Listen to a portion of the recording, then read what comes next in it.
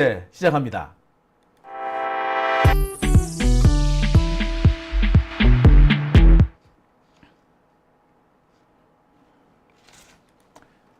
오밤중 뉴스 함께하고 계십니다. 자, 세 번째 주제는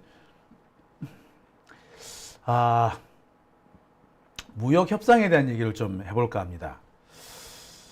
지금 무역 협상이 상당히 좀 난항을 겪는다고 해요. 참, 이 트럼프라는 사람 보면은 정말 이러고도 미국이 앞으로 계속 세계 초강대국의 지위를 유지할 수 있을까? 이런 생각을 해봅니다. 미국이 지금까지 세계 최강대국을 유지할 수 있었던 것은 적어도 외형적으로는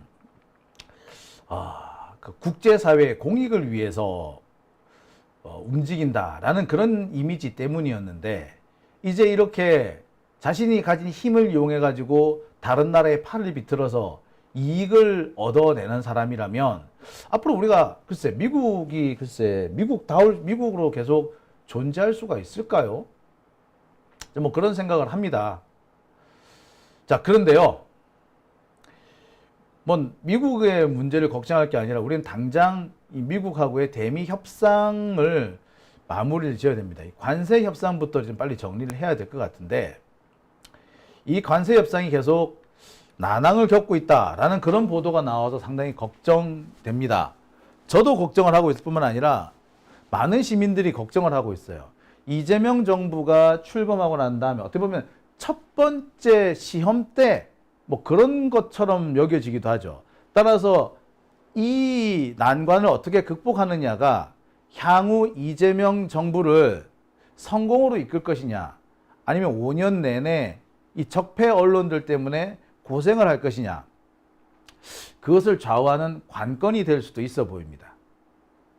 자, 이 와중에 이재명 대통령의 히든카드, 이 히틀러 같은 트럼프를 설득할 수 있는 이 히든카드 같은 게 뭐가 있어야 될 텐데, 혹시 뭐가 있을까?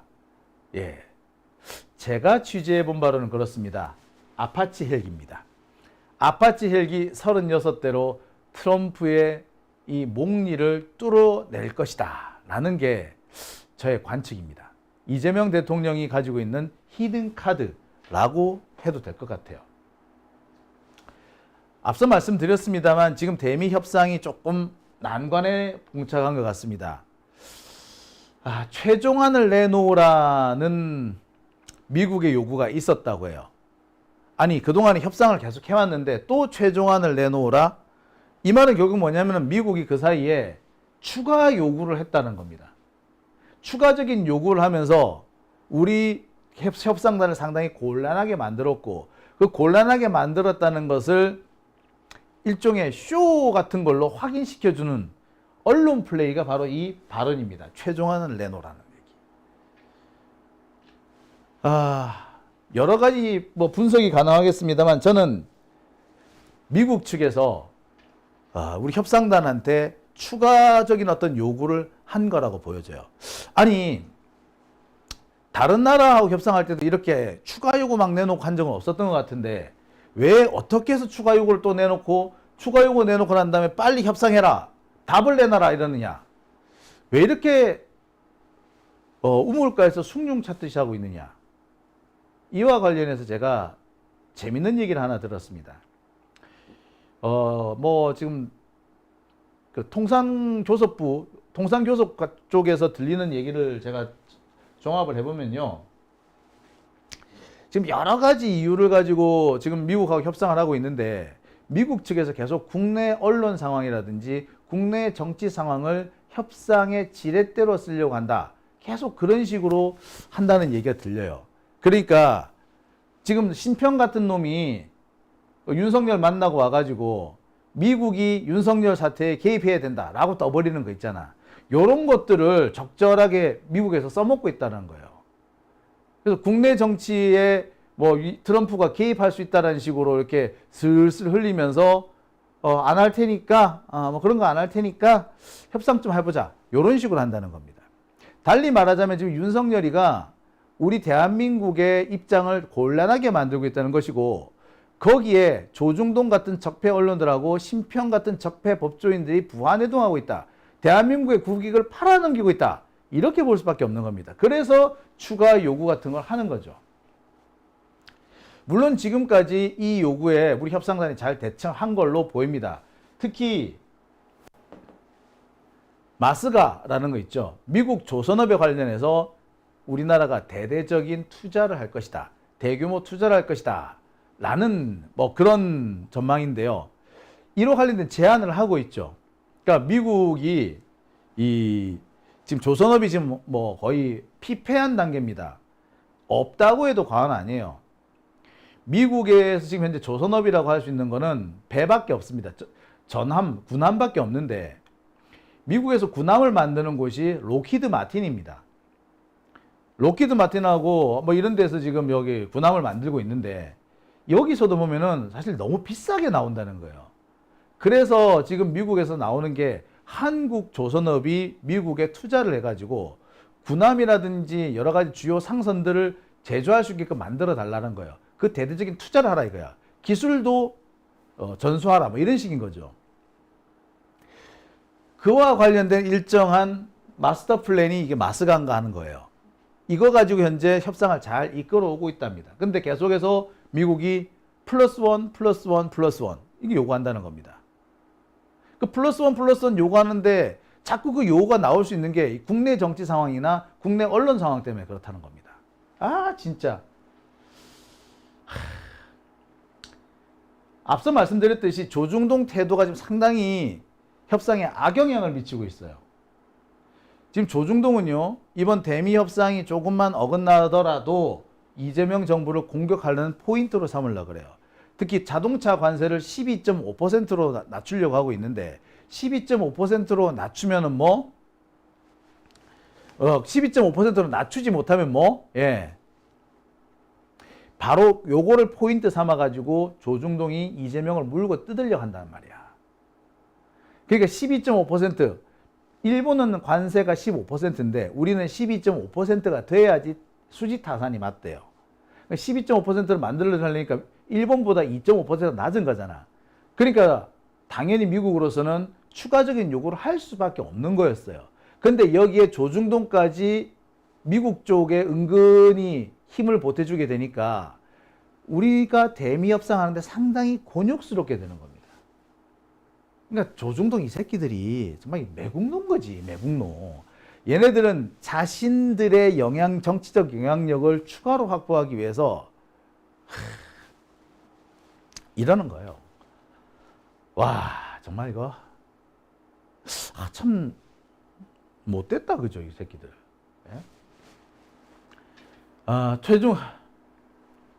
특히 최근에 지금 보도가 되고 있는 이런 것들, 윤석열 뭐 구치소에 갔더니 어떻다더라, 심평이 어땠다더라, 어쩌고 저쩌고 뭐 1.8평 독방이 어쩌고 저쩌고 하면서 미국이 개입해야 한다 라고 떠버린 거, 이게 상당히 악영향을 미치고 있다고 합니다. 트럼프 입장에서는 봐라, 이런 요구가 있지 않냐, 그러니 뭐 우리 개입할 수도 있다 이러는 겁니다. 미국이 저기 남아프리카 공화국을 이런 식으로 상대했잖아요. 똑같은 방식으로 할 수 있다는 겁니다. 위협하는 거지. 그러면서 우리한테 추가적인 양보를 요구한다는 거예요. 지금 상황이 딱 그 상황인 겁니다. 매국노가 따로 없지. 윤석열이 매국노고 신평이 매국노고 조중동이 매국노인 겁니다. 이 상황에서는 우리는 또 새로운 뭔가 협상안을 제시할 수밖에 없어요. 참, 이 사람 짜증납니다. 자, 이 상황에서 우리가 쓸 수 있는 방법은 방위비밖에 없는 거예요. 트럼프는 계속해서 우리나라에 방위비 분담을 늘리라고 요구를 하고 있습니다. 심지어 100억 달러를 더 내야 한다. 우리 돈으로 하면 13조 원이죠. 13조를 더 내래, 방위비로. 우리가 방위비 13조 더 낼 거면 차라리 미국 그냥 돌아가라 그러지 뭐. 야, 너희들 가. 미국 가라 그래야지 뭐, 솔직히. 우리나라 한 해 국방비가 60조예요. 근데 13조를 더 내라? 그러면 방위비를 순식간에 80조로 만들라는 거 아니야. 그리고 이 중에 상당액을 미국한테 13조를 내놓으라는 얘기 아니야. 우리가 그 짓을 왜 해? 그 돈을 차라리 우리 돈을 우리가 쓰지. 13조면요. 항공모함 우리가 운영할 수 있습니다. 항공모함 전단을 운영할 수가 있어요. 지금 미국이 세계 초강대국이 되는 이유가 뭡니까? 항공모함이거든요. 전 세계든 어디든 갈 수 있는 항공모함. 그런데 우리도 그럼 항공모함 만들어버리지 뭐. 13조? 그거 있으면 우리 해요. 그렇기 때문에 지금 트럼프의 요구는 우리가 받아들일 수도 없고 받아들여서도 안 되는 거예요. 참 근데 하지만 우리로서는 미국이 계속 이상한 요구를 한다면 이걸 받아들일 수밖에 없습니다. 트럼프는 계속해서 우리가 약점이 방위비라고 생각하는 거야. 북한과 대립하고 있다. 중국에 인접해 있다. 요걸 가지고 계속해서 우리를 위협하고 압박하는 카드라는 거야. 주한미군 철수해버린다? 요런 이거지. 지금 관세보다 어쩌면 더 파급 효과가 클 수 있는 게 주한미군 철수론 이런 걸 거거든요. 요런 걸로 해가지고 이재명을 흔들어서 흔들리기 싫으면은 더 내놔. 요렇게 하는 겁니다. 그리고 여기에 아까 말했던 신평이나 조중동 이런 새끼들이 부하내동하고 있는 거죠. 그래서 제가 말씀드렸듯이 뭐라고? 이들은 매국노다.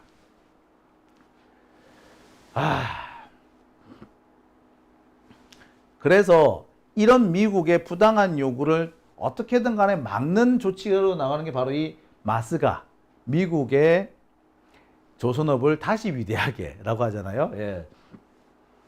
이 프로젝트를 계속해서 제안하는 겁니다. 근데 지금 트럼프의 태도를 보면은 이것만 가지고는 좀 모자라 보여요. 추가적인 뭔가가 필요해. 그러니까 방위비와 관련된 뭔가 추가로 필요한 건데 그 예시로 나온 것이 바로 이 아파치 헬기인 겁니다. 아파치 헬기는 원래 36대를 추가로 도입하려고 했고 이 예산이 한 4조 정도가 됩니다. 근데 전액 삭감이 됐거든. 이거를 다시 부활을 시킨다는 내용인 겁니다. 사실 아파치 헬기 36대 이 구매 계약을 취소한 것은 제가 알기로는 뭐 여러 가지 이유가 있습니다만 그중 하나가 이거를 협상 카드로 쓰겠다라는 의도도 포함이 되어 있었어요. 아파치 헬기뿐만 아니라 미국산 무기 다 마찬가지입니다. 지금 우리가 미국산 무기를 구매를 해야 될 게 있는데 그 구매 계획을 다 취소해버렸어. 일부러. 왜? 협상 카드로 쓰겠다는 거죠. 제가 아파치 헬기라고 제가 말씀을 드렸지만 실은 아파치 헬기뿐만 아니라 미국산 무기를 구매하는 것으로서 트럼프의 요구를 상쇄한다라는 겁니다. 미국산. 아까 어떤 사람이 뭐 아파치 헬기 필요가 있네 없네 막 이렇게 하면서 저한테 시비를 걸었는데 참 가짠다고 느꼈던 게 제가 아파치 헬기 36대만 갖고 하겠어요? 아니 지금 트럼프가 우리한테 요구하는 게 2천억 달러를 추가로 하라는 식의 요구인데 일본이 5천억 달러를 투자했으니까 한국은 거기에 맞춰서 투자를 하라. 그러니까 우리가 지금 3천억 달러를 투자하겠다고 했는데 여기 더 액수를 늘리라는 거잖아. 그런데 몇 천억 달러를 요구하고 있는 트럼프한테 아파치 36대 가지고 이게 뭐 협상 카드가 되겠어요? 안 되지. 그럼 아파치 헬기를 포함한 미국산 무기를 의미합니다. 미국산 무기 대대적으로 구매해 줄게. 그러니 이번에 협상하자. 이 얘기를 한 거예요. 그래서 아파치 헬기 36대를 지렛대로 쓴다라고 한 겁니다. 트럼프 관세를 뚫는다라고 한 거예요. 그러니까 뭐 아파치 헬기 우는 여기에 집중하는 거 좀 웃기는 거죠. 그러니 갑자기 들어와가지고 시비 건다라는 얘기밖에 더 있겠습니까? 그리고 제가 앞서서도 그런 얘기 했잖아요. 단순 아파치 헬기만 의미하는 것이 아니라 미국산 헬기, 미국산 무기, 아파치 헬기로 대비되는 미국산 무기를 의미한다라고 말씀을 드렸는데 그 얘기는 싹 빼먹고 말이야. 자, 뭐 아파치 헬기 얘기가 나왔으니 제가 몇 마디 좀 덧붙여 드리면 그래요. 지금 뭐 이번에 그 우크라이나 전쟁을 보면서 더 이상 공격 헬기가 필요가 없다 뭐 이런 말씀하시는 분들이 계시더라고요. 근데 그거는 뭐 하나만 알고 둘은 모르는 얘기입니다. 공격형 헬기는요 앞으로도 계속해서 필요할 겁니다. 특히 이 드론 때문에 지금 아파치를 구입 안 한다라는 얘기가 있는데 드론이기 때문에 아파치를 구입해야 될 필요도 있어요. 드론을 탐지하려면 뭘로 탐지를 하겠습니까? 예. 드론을 탐지하는 거의 가장 좋은 방법은 레이더예요, 결국에는. 그죠? 레이더 가지고 드론을 탐지할 거 아니야. 근데 레이더를 실을 수 있을 정도의 플랫폼이 필요한데 그 플랫폼 아파치밖에 없어요, 솔직히 말하자면. 지금도 아파치밖에 없어요. 그러니까 드론을 탐지하면서 드론을 공격도 해야 되잖아요. 그리고 드론을 탐지 공격하면서 지상에서의 공격이라든지 이런 것들도 방어해야 되잖아. 전천후 헬기가 필요한데 이 전천후가 될 만한 거는 현실적으로 지구상에 존재하는 게 아파치밖에 없어요. 드론 때문에 공격 헬기를 안 쓴다는데 그러면 드론을 뭘로 그럼 막을 건데요? 드론을 보병으로 막을 거야? 그건 안 되잖아. 드론 잡기 위해서도 헬기가 필요해요. 드론을 드론으로 잡는다? 아, 물론 가능해요. 하지만 드론이 어디에 있는지, 적 드론이 어디에 있는지 알아야 보낼 거 아니야. 알아야 보내려면은 레이더가 좋아야 돼. 레이더 어떻게 할래? 예, 결국 헬기예요. 결국 또 헬기야. 어떻습니까, 여러분? 예. 그 아파치 헬기 전혀 필요 없다 말하는 거는 조금 그 어폐가 있는 얘기예요. 그죠? 네. 이게 그 전쟁터 전장 상황에 대해서 단편적으로만 이해를 하면은 드론이면 다 될 것 같죠. 앞으로 그러면은 보병 없애고 드론 띄우면 드론 부대 창설하면 되겠네. 근데 그거 못하지 않습니까? 네. 그리고요, 지금 우크라이나 전쟁 같은 경우에 무인 드론이 이렇게 많은 각광을 받게 된 것은 다른 무기가, 뾰족한 무기가 없었기 때문에, 그러니까 우크라이나가 러시아와 상대할 수 있는 무기가 별로 없었던 거야. 그런데 드론이 비교적 상대가 되더라 해서 각광을 받는 부분도 있어요. 자, 아무튼요. 자, 그리고 우리나라가 아파치는 백지화 해놓고 해병대 공격 헬기는 또 추가로 하고 있어요. 아니, 아파치 필요 없다고 안 사는데 개발은 한대. 개발 비용은 더 들어가거든요. 근데 필요 없다고 안 사면서 왜 개발을 하지? 예, 필요 없는 건 아니라는 거예요. 예. 자, 아무튼. 자, 이렇게 미국산 무기를 추가 구매하는 것으로 지금 트럼프의 이런 압력을 좀 돌파하는 지렛대로 삼으려고 합니다. 이게 지금 이재명 정부의 보관이에요. 아마 추가 구매가 가능할 겁니다. 지금 제가 예상하기로는 F-35 추가 구매 얘기가 있거든요. F-35 추가 구매를 하든지 혹은 지금 이지스 체계, 우리나라가 지금 이지스함이 있는데 6척 있잖아요. 근데 추가로 이지스함을 건조를 하려고 합니다. 근데 이지스 체계를 사들어와야 되잖아요. 그래서 이지스함, 이지스 체계를 구매하는 그 문제라든지 또는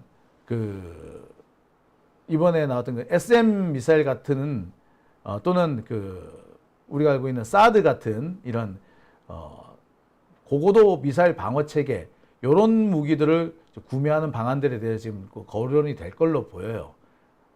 이런 것들을 통해서 트럼프의 이런 공격을 좀 이렇게 완화시키고 넘어가려고 합니다.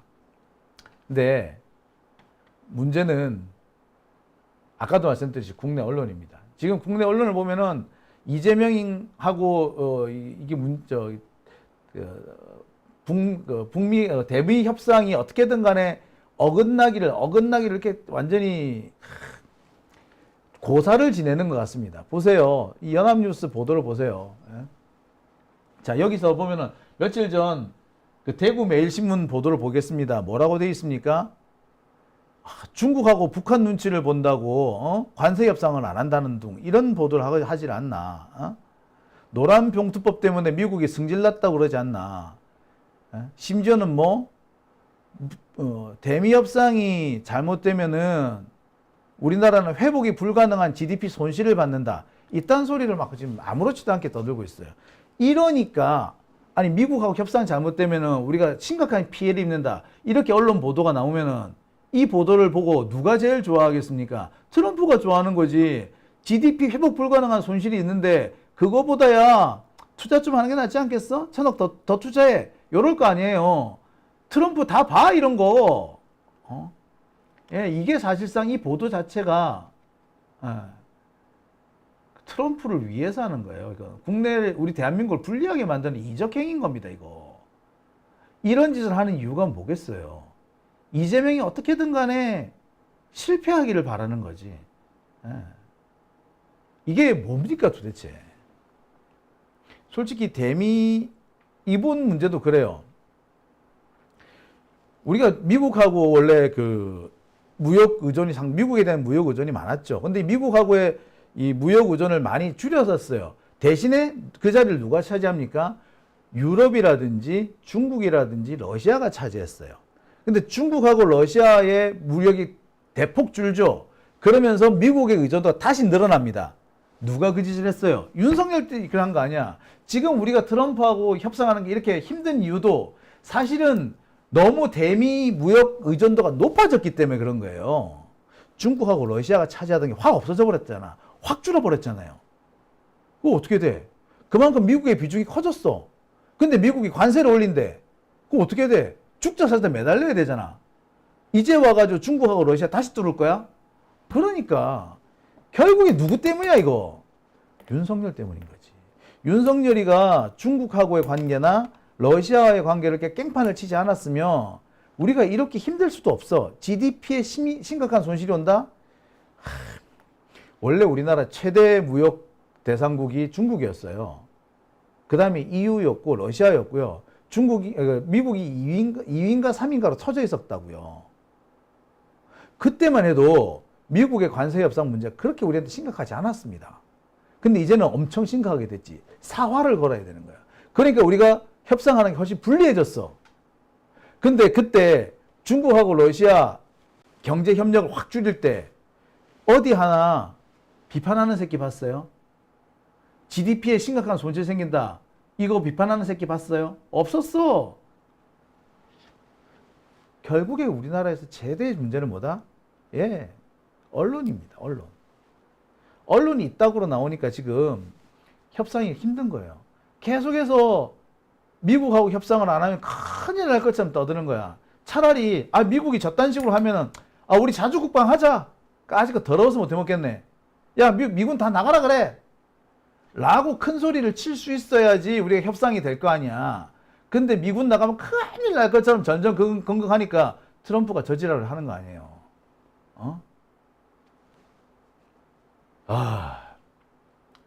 다시 한번 말씀드립니다. 우리나라는 언론을 때려잡아야 합니다. 이 언론 때문에 이게 적폐의 사고방식이 계속 확대 재생산되는 것도 언론 때문이고요.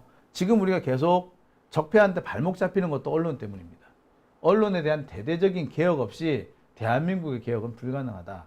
특히 법조계 보세요.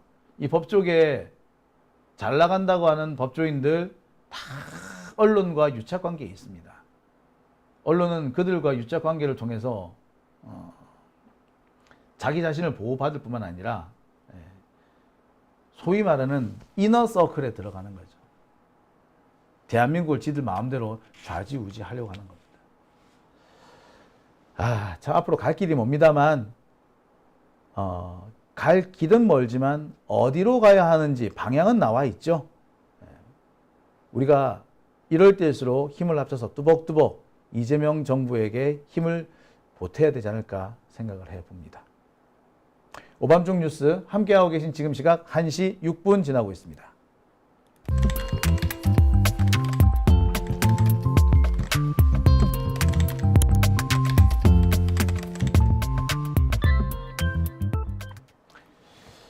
네, 메롱리우스님